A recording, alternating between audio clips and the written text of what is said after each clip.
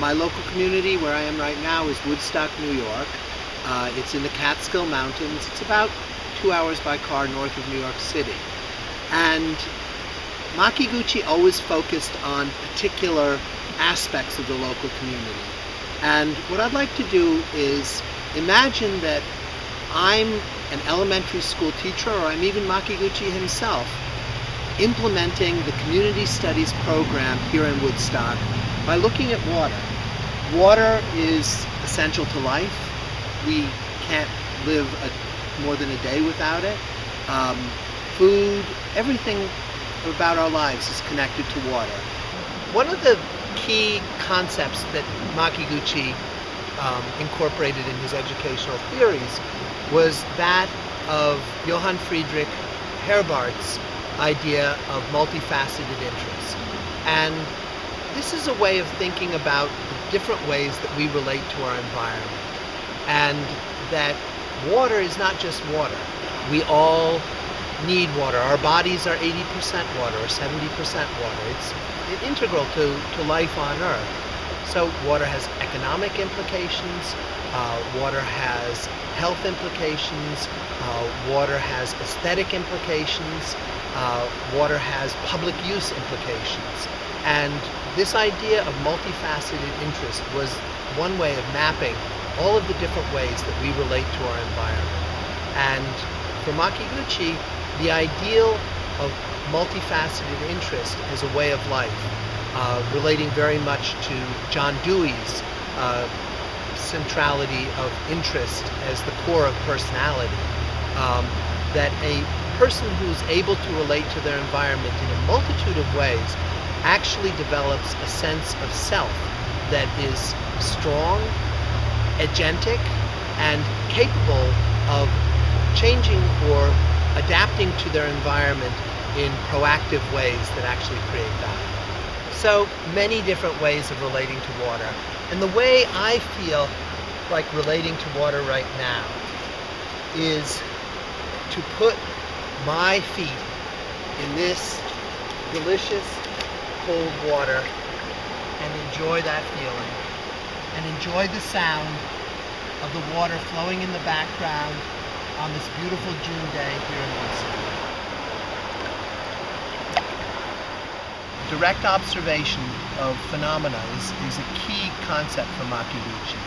And so he wanted students to look at things with their own eyes and think about it. So when we look at this is the water in a normal time. What does these roots tell us? How did these roots get exposed? What level was the water when these roots became exposed? And what does this tell us about the role of roots in holding the banks of a river in place and keeping the flooding, keeping all of this good land and dirt from going downstream? What does that tell us? And in the 1903 Geography of Human Life, Makiguchi speaks about the importance of preserving forests up in the deep mountains as a way of preventing flooding.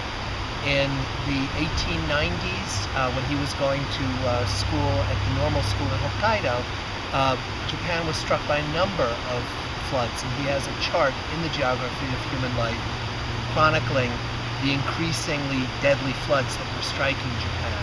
And he attributed this to the destruction of the forests high up in the mountain. And what's interesting to me is that he's not using modern ecological technique to understand this. He mentions that the people concerned with the welfare of society since ancient times have known this principle of protecting the forests at the headwaters in order to preserve water quality and prevent floods. So he's actually reaching back to some very old knowledge and old cultural knowledge in his society and applying it to a contemporary problem.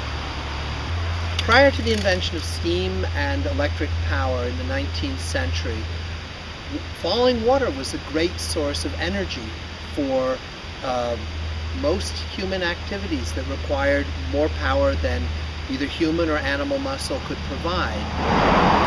And this energy was captured through water mills, and this is an example here. Prior to 1750, there was a mill that was operating here. And the entire industrial revolution of the late 18th century was driven by the power of falling water. The town of Woodstock gets its water from the Sawkill River, but it doesn't get it directly. This is the pump station for Woodstock, where all the water comes from. And there's a well here, and it's a pretty deep well. The water for the Woodstock water supply comes from this pump house, which is bringing up water from what's known as an aquifer. And that is a layer of soil, sandy soil, which contains water and holds large supplies, and that is refreshed or replenished by the Sawkill, which is flowing about 100 meters behind me. It's summer, and so the leaves are all in and we can't see it. In the winter we could see the Sawkill River flowing there, and that's where the water for Woodstock comes from. Sewage is actually a very important factor in preserving the quality of drinking water, and before the Woodstock sewage system was put in, many of our local streams were not swimmable. As young kids, there were years when we couldn't swim in the summer, but after the sewage went in and the bond was passed to pay for it through borrowing of money, we've been able to swim all summer long in all the streams of Woodstock.